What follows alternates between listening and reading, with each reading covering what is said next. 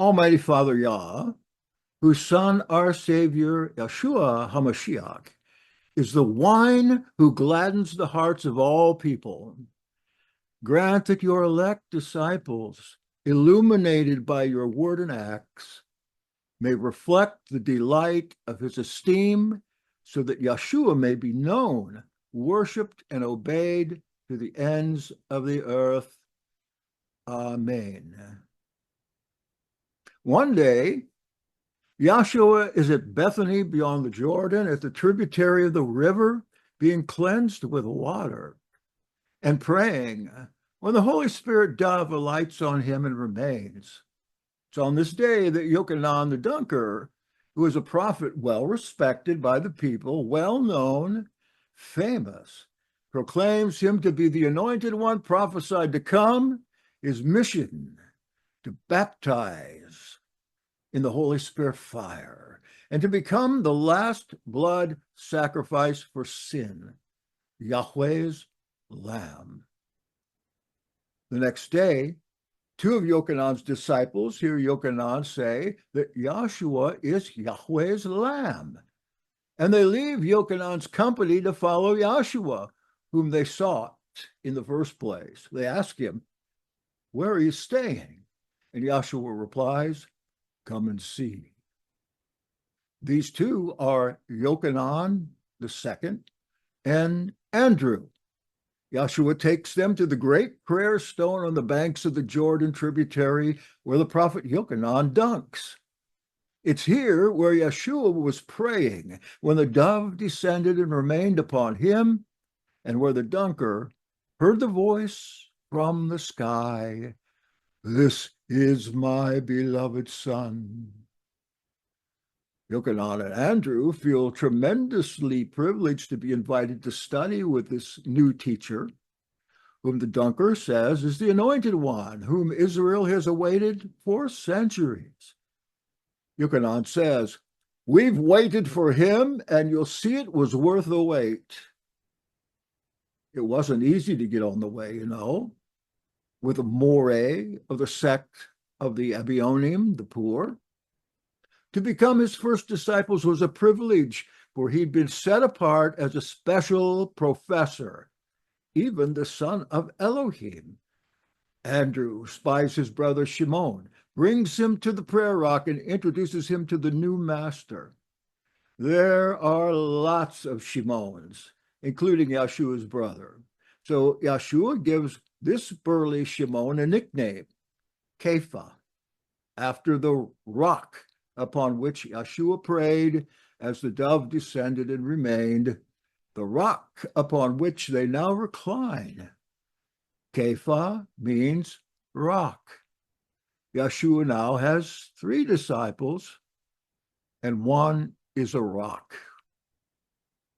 The next day, Yahshua makes plans to go back to Galilee, his home. He seeks out a Greek named Philippos, horse lover, an educated business administrator. Philippos is consecrated to Yahweh, having come into the covenant through mikvah.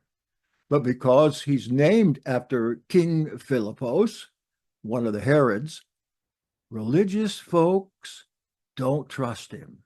He is a Herodian, they say.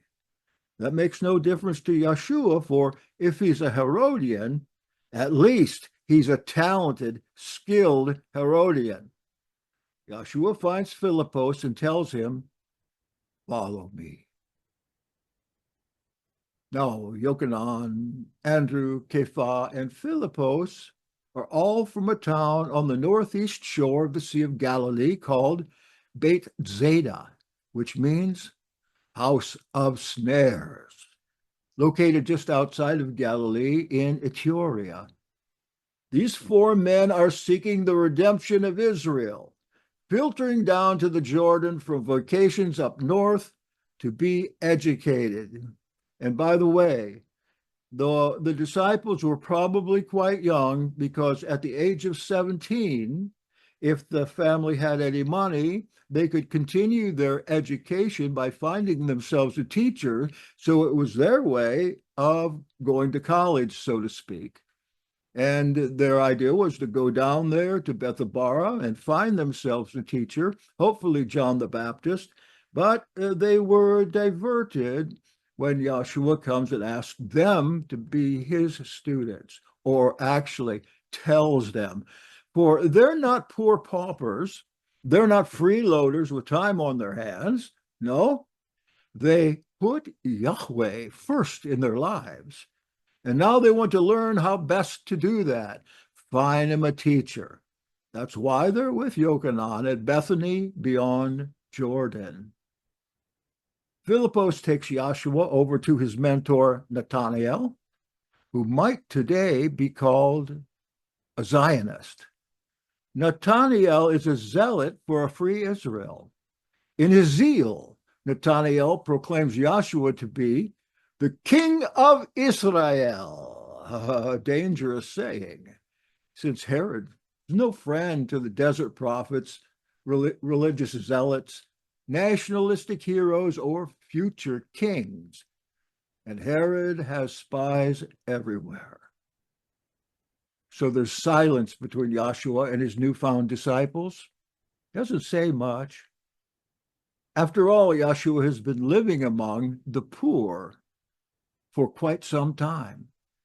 Yahshua knew lessons might be learned by keeping quiet, meditating on the scriptures, and listening for the voice of the Father. Philippos breaks that silence, saying, "Sir, what do you want us to do?" Yahshua replies, "Do you see those great burdens over there?" Yahshua points to his possessions, which amount to a large heap of leather sacks. "Yes, Rabbi, I see those great burdens." "Well then," Yahshua replied, "cast my burdens upon you and follow." Hesitating, Philippos musters the others, and they take upon themselves the burdens of Yahshua. Philippos whispers to Nathanael as he hoists up one particularly heavy burden, "Friend, this sack smells like fish." Andrew breaks in and says, "To me and my brother, a friend, fishes smells like money to pay the tax."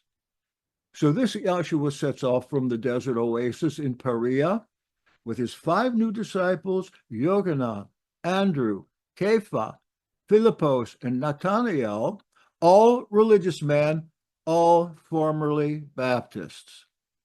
And each one has a new burden to carry.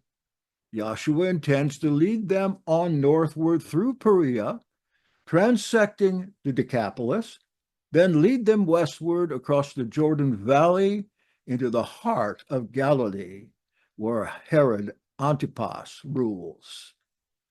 Yahshua remains silent on the long, dangerous trek, and with the heavy burdens they carry, his disciples begin to wonder what they're in for.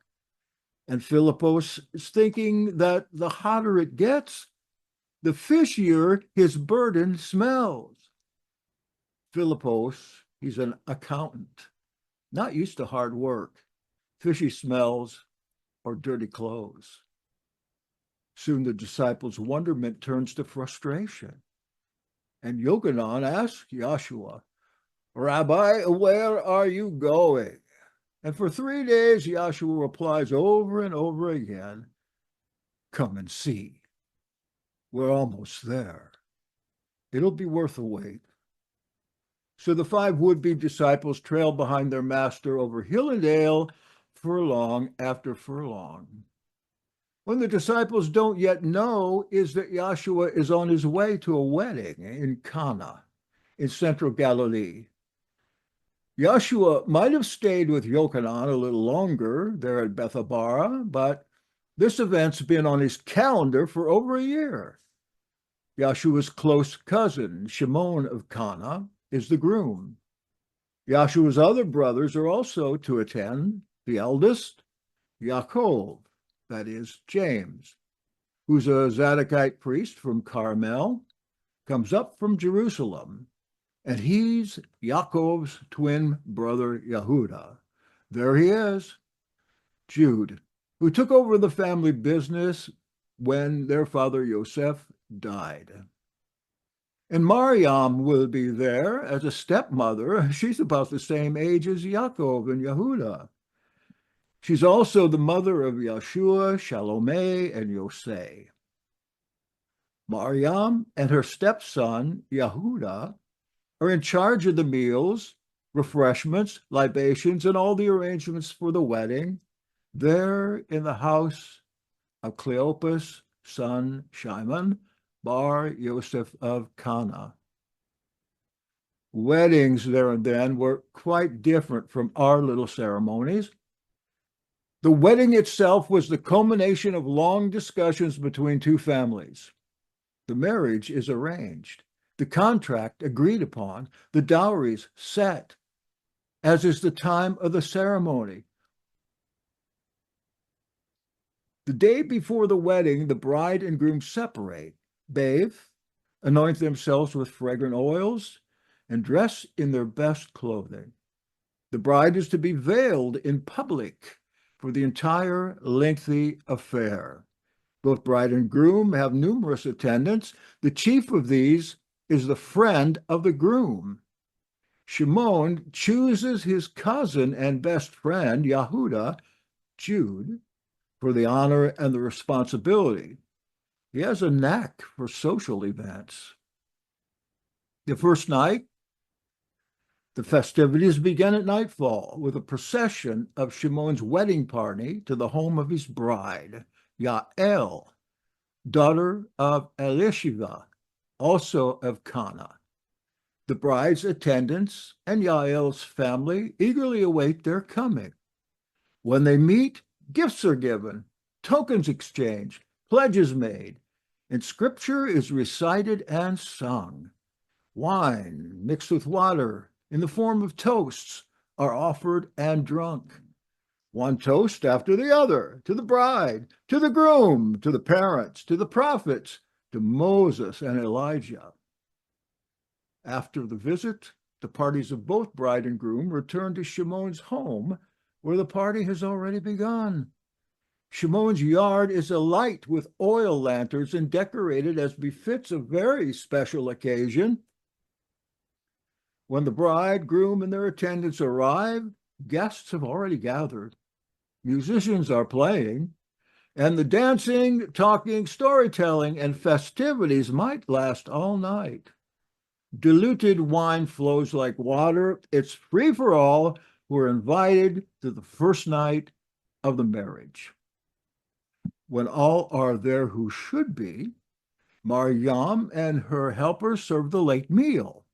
And well into the third course, the exuberant Shimon, the groom, pops up from his place and calls for the traditional toast. Shimon, with help of Yehuda's thunderous voice, gets everyone's attention, clears his throat, motions to his attended bride, and offers the traditional wedding pledge. Yael is my wife, and I, Shimon, am her husband from this day forward unto forever. Olam ve'olam. See, Yael's father is deceased. So Cleopas plays the proxy and takes the hand of the veiled Yael and raises her from her place. He responds to Shimon's entreaty with words from the story of Tobit. Cleopas cries, "Here she is. Take her in accordance with the Torah of Moses. You are now her kin, and she is yours."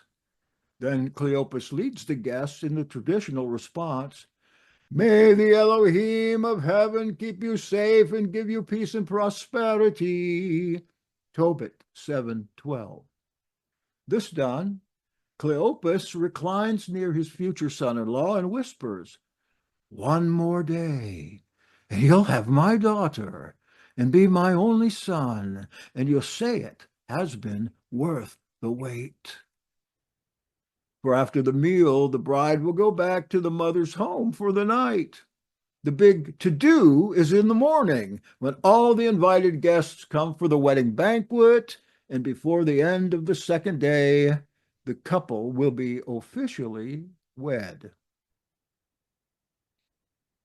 Now, while the first night's wedding party is still in full swing in Cana, Yahshua and his travel party stagger into Nazareth, just a short distance away, to the late Yosef's home, now the home of Maryam, Yehuda, his wife Devorah, their son Yaakov, Shalome, and Yosef all live there, Yosef being Maryam's youngest son. Nobody's home right now, but the family's goats, and Yahshua, Yochanan, Andrew, Kepha, Philippos, and Nathanael lay their burdens down, draw up water and wash up, then settle in for the night on the roof of the house of Maryam in Nazareth. Yahshua is tired, being the oldest of them by at least a decade. But the young Kepha won't let him sleep. He says, "You haven't told us anything about the Malakut, the one Yochanan was talking about. You know, the kingdom." Yahshua takes a big breath, and in sleepy wisps, he tells the story. The Malkut is like a ruler who throws a marriage party for his son. He sends slaves to call on those invited, but now they have excuses and they won't come. The ruler sends more slaves, saying, "Tell those we've invited, look, the ruler's already got the dinner on waiting for you." But this time, most of the invited, they make jokes. One goes to clean his barn. Another goes to his business. Others rob and kill the ruler's messengers. The ruler is enraged, so he immediately sends troops to destroy those murderers and burn their cities. Then the ruler tells his slaves, "Those invited aren't worthy of hospitality. Go into the streets and bring anyone you find." So these slaves bring in both bad and good until the fellowship hall is bursting. When the ruler looks at his guests, he spies that farmer who said he wouldn't come, wearing the same clothes he cleaned the barn in. This farmer has no respect. He hasn't even bothered to dress for the occasion. So the ruler says to the farmer, "Friend, how'd you get in here with dirty, indecent clothing smelling of manure?" The farmer has no excuse. Then the ruler says to his personal guard, "Tie him up and throw him out into the night where they weep and gnash." Then the ruler adds, "Of the many we first invited, few chose to come. Is that as it should be?" Matthew 22, 1 through 10. After prayer, Yahshua says, "Get some sleep. We'll be leaving first thing in the morning." Kepha is already asleep. The story did him in. But Yahshua has one more question to answer, the same one he's answered 50 times. Philippos asks, "Where are we going and where will we get there?" Philippos' shoulders are really sore from his heavy burden, and he can't get the smell of fish off his fishy clothes, no matter how much water he rubs in from the bag. Already half asleep, though, Yahshua replies for the 51st time, "Come and see. It'll be worth the wait. Now go to sleep." But Philippos wonders if, when Yahshua spoke of the farmer with the filthy, smelly clothes, he meant him. Yahshua and his 5 disciples are already on the road when the sun comes up. After "get up," Yahshua only gives his disciples one more commandment: "Put on the best clothes you have."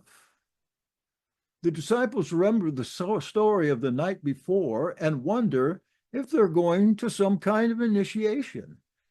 After an hour and a half's walk, about 4 miles, they reach the village of Cana and Shimon's house, right next to the synagogue, where they meet people in the yard, some sleeping, some talking, a few still drinking. "We're going to a wedding," Andrew wonders solemnly. Nathaniel bursts out, "The Dunker would never permit us to go to a wedding. He's not much for fun."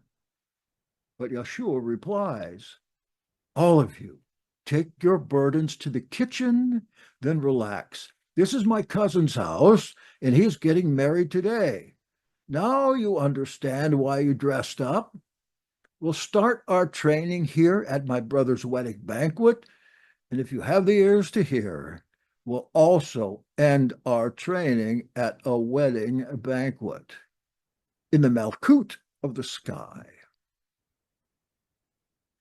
The kitchen area in the back of Shimon's house is full of activity.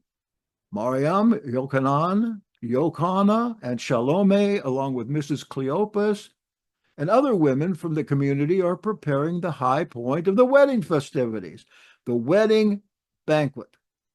Unlike the weddings of today, the wedding banquet in Yahshua's day was in the morning, breakfast, and it lasted all day and into the night, and sometimes all night. Yahshua makes his way to the kitchen to greet his mother, sisters, and his sleepy half-brother Yehuda. Happy greetings are exchanged, and the kitchen staff recognizes that Yahshua is not merely a local yokel anymore. Now, he's a master teacher of the Torah, and his clerical robes with the tzitziot reflect his new profession. Yahshua points out the leather sacks that his disciples lugged 3 days to Cana kitchen. "I've not come empty-handed. I brought 5 new mouths to feed. Yeah, those guys standing out there.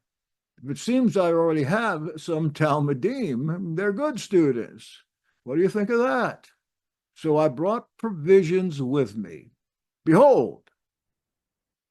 Yehuda opens a sack. "Here are fresh dates and figs." He opens another. "More dates and figs and raisins and currants." Maryam opens a sack. "Here are gourds and squashes." Yehuda says, "And here is a whole bag of spelt and barley." Yosef, the youngest, opened a bag. "And there's rice. We never eat rice."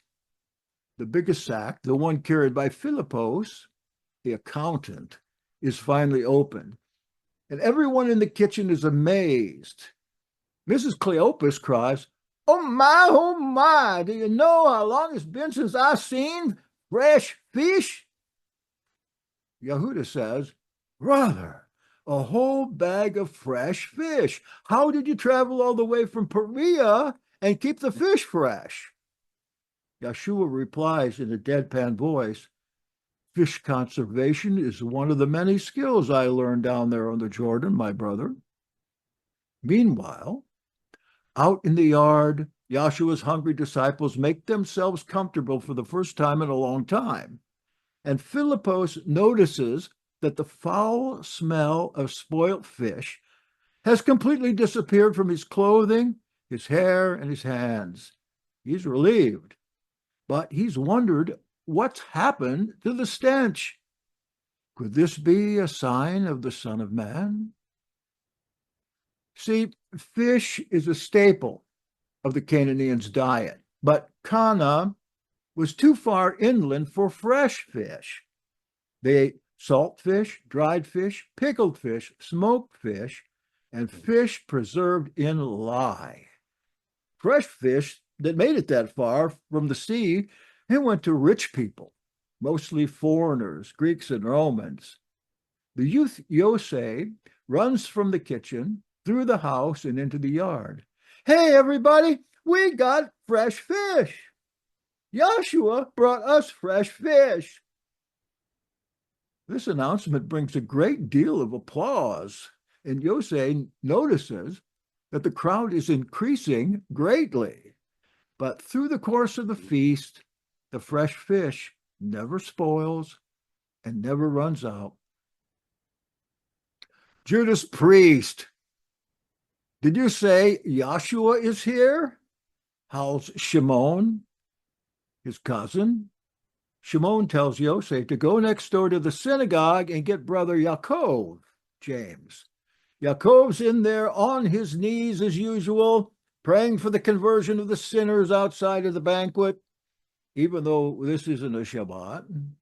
While Yosef makes his way through the house and kitchen, past the stone water jars, to the back entrance of the synagogue, Shimon and his soon-to-be father-in-law, Cleopas, make for the kitchen to see Yahshua. In the synagogue, young Yosef finds his eldest brother praying in the sanctuary, that is, Yaakov. The youth abruptly interrupts his elder half-brother. Aki, the bridegroom is here. Come out to meet him. And Yahshua is here too. But Yaakov is not in a festive mood. Go back, boy. I'll meet the bridegroom when I'm finished with my prayers for all those hopeless sinners out there in our brother's front yard, and for you too. See, Yaakov, he's a special kind of priest, dedicated by his father from birth. Yaakov has never tasted wine, nor has he ever been around wine bibbers or sinners. He's a Rechabite, and he's never seen eye to eye with his younger half-brother, Yahshua, a spoiled little snot who ran off and joined up with a way in the desert. He believes his brother, the Moreh, the teacher, may be a heretic. Yaakov will come out when he's good and ready, not before, for he has a little surprise for the sinners in the yard next door. He knows his brother Yehuda, Jude, keeps the reserved wine for the wedding in the synagogue kitchen.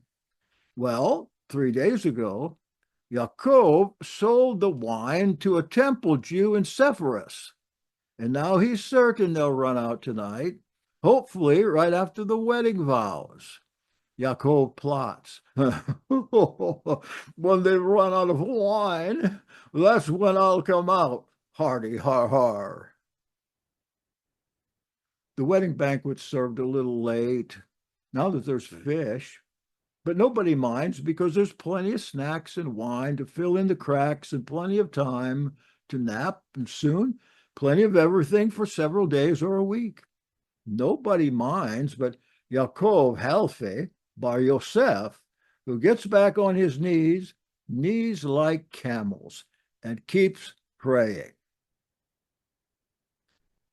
So the banquet goes on all day, course after course. The most popular dish, of course, is the fish poached with raisins, currants, curry.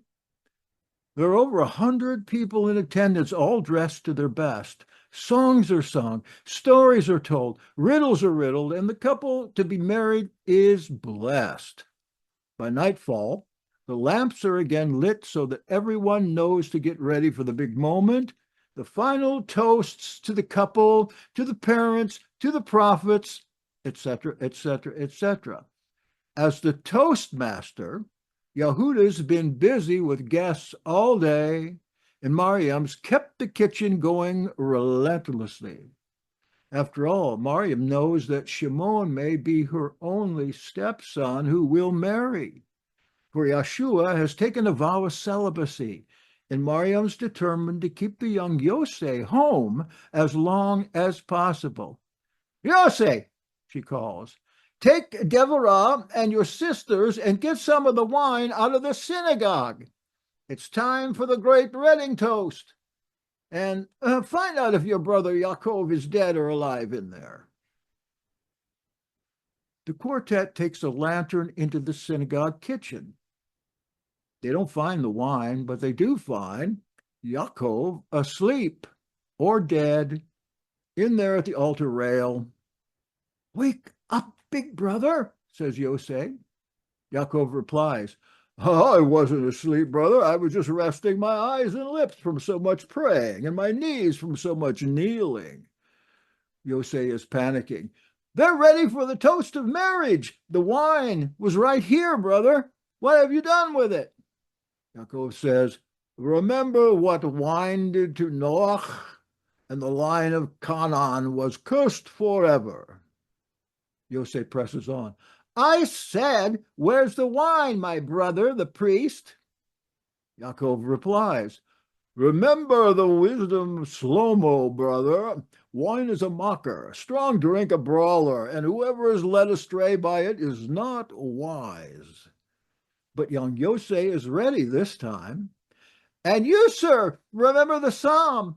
Yahweh brings forth wine from the earth to gladden the hearts of men. Mother wants that wine now.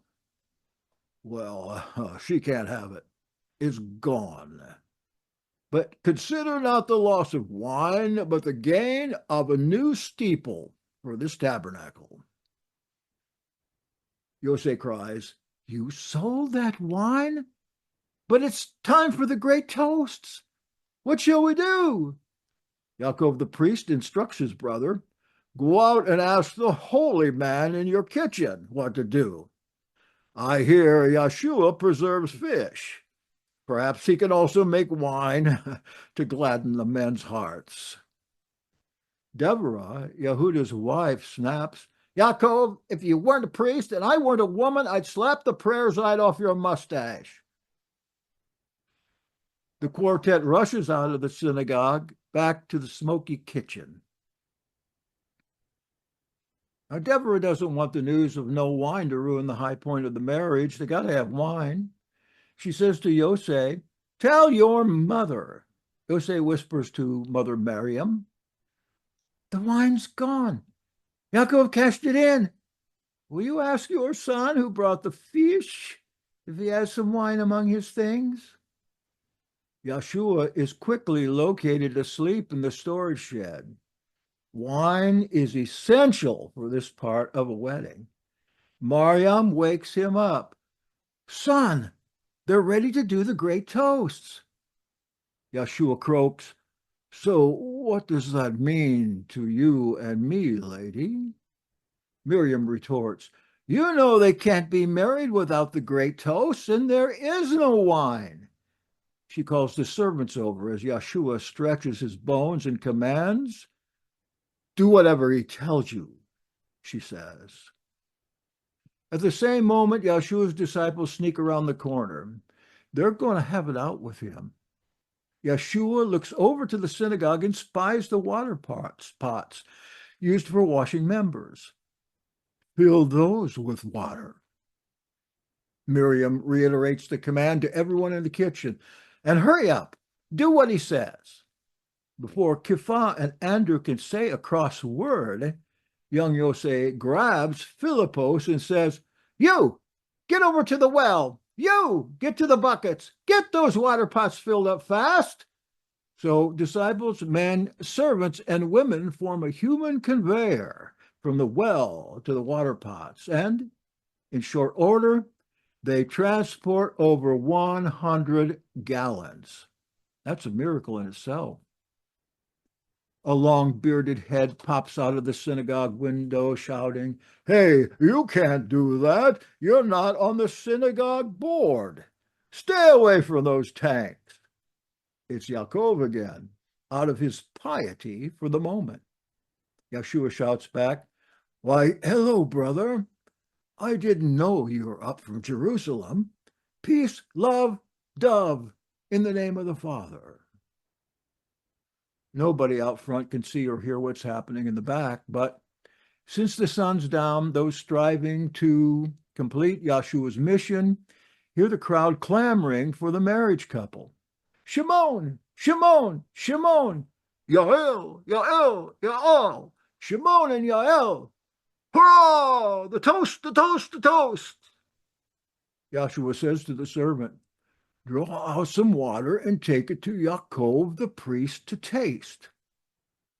The wind is now out of Yaakov's sails, as the servants lift the cup to his huge mustache, Yaakov merely smells it. Boy, this is not water. It smells like rotten fish. Rotten fish. Who are you trying to fool anyway? You've turned this water into bouillabaisse. Good for you. The shocked servant takes the cup back from Yaakov, and the disciple Philippos now knows where his smell went. It went either to the water, no, or to Yaakov's gigantic mustache. Yehuda finally rushes into the kitchen. He's the Master of Ceremonies. Where's the reserve wine? They're all out of wine up front and they're clamoring for the toast. Haven't you gotten that wine out of the synagogue yet? But Yahshua interrupts, speaking to the servant. Servant, let my brother Yehuda taste the cup. And Yehuda tastes, and he gulps the remainder of the cup. This isn't the slosh I ordered. This is far better. It's your wine, isn't it, Yahshua? Thank you, brother, for the fruit, the grain, the fish, and now this fine wine. Let's get it to our guests so our little brother can get married. The lack of wine causes quite a commotion and delayed the wedding toasts. But as Yehuda took the wine to Shimon's guests, he thought, we're a little late, but this wine is worth the wait. Thank you. Now, back at the party, the new wine is distributed by the servants, and Yehuda proudly leads the toasts to the bride, to the groom, to the bride's parents, to the groom's mother, to the groom's family, to the Yahshua and his disciples, to marriage, to life, l'chaim. After lengthy toasts, Shimon bar Yosef, the Cananaean, wraps his prayer garment around both himself and his bride. Yael bat Cleopas, and with the 12 bridal attendants, Shimon escorts his new wife to the mansion, deep within the private recesses of the house. Shimon and Yael are now officially married. In the mansion, that is the room built onto the back of the house, Yael finally removes her veil, displaying her youthful beauty to her new husband. But the attendants stay outside to guard the door all night, lest the evil spirit Asmodeus approach and kill the groom. From the wedding story in Tobit, chapter 3. Now, with the wedded couple in their chamber, the entire wedding crowd begins to sing the famous blessing from the fiddler on the roof. May the Lord protect and defend you. May he always shield you from shame. Favor them, O Lord, with happiness and peace. Oh, hear our Sabbath prayer. Amen. The marriage is now complete, but the party is just beginning. It continues 5 more days and is remembered for 50 years. Yahshua and his 5 disciples stay the whole time. Now, these disciples from Bethsaida know for certain that Yahshua is the ruler, as Nathanael claimed all along. This on account of the changing of the water to the wine. Yahshua also acquires 3 other disciples during the wedding, his brothers, Yehuda bar Yosef, Shimon the Cananaean, and Yosef bar Maryam. You know, those last 3 disciples mentioned in the gospel accounts at the end of the list are his brothers. He also gets the respect, if not the admiration, of his eldest brother, Yaakov, whose massive mustache would smell like ripe fish for the next 7 years. They all did so well together at the wedding that they left the mess with Miss Cleopas, Maryam, Yaakov, Yehuda, Devorah, and James the Last, Yahshua, Shimon, and Yael, Yosef, Yochanan, Andrew, Kepha, Philippos, and Nathanael all go vacationing together. at the Kfar Nachum beach on the Sea of Galilee until Passover. Take a look. They go on vacation in John 2:12. Only Yahshua knows what the future triumphs and terrors are in store for those first believers. But for the time being, they soak up the spring sun of the beach so happily together, eating fresh fish from the nets of Andrew and Kippa, telling stories and listening to parables about fish and about fishermen, life, death, and eternity. But the sound of great assurance is in Yahshua's voice as he promises them for the 59th time, just wait and see. It will be worth it. This story is continued in a later installment.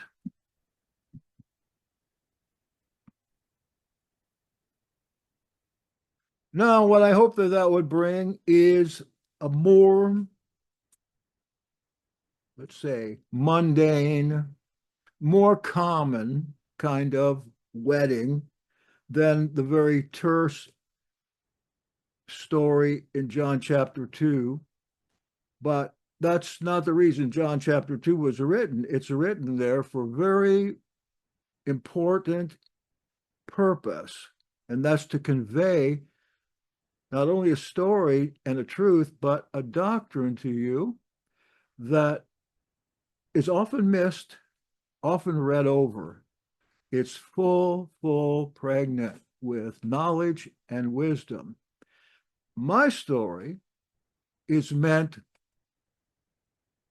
to give you some commonality and some knowledge and even entertainment of how the wedding worked at that time, and also that, like in any other family, the relationships of these people in the family, actually two families, they lived as though they were together, they called each other brothers, is not always so,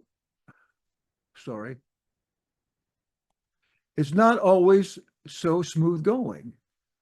Family life, especially extended family life, is very difficult and really requires at least one, to get close to the master who can render to you the wisdom it takes to be able not only to keep the family together, but to keep the family in the synagogue, so to speak. Now, this and last week when I came, we were talking about Simon the Cananaean of the family of Yahshua. We did James the Just in a couple of messages. Now we doing Shimon and some of the others in the family.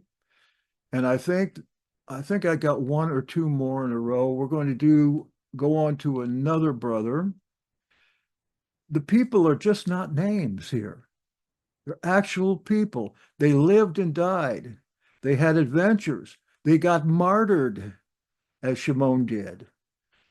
Brother after brother came to the kingdom through death, as well as through life. And so the realism hopefully shines through there. And it looks like I ended up on time. So I'm glad for that. Thank you for listening.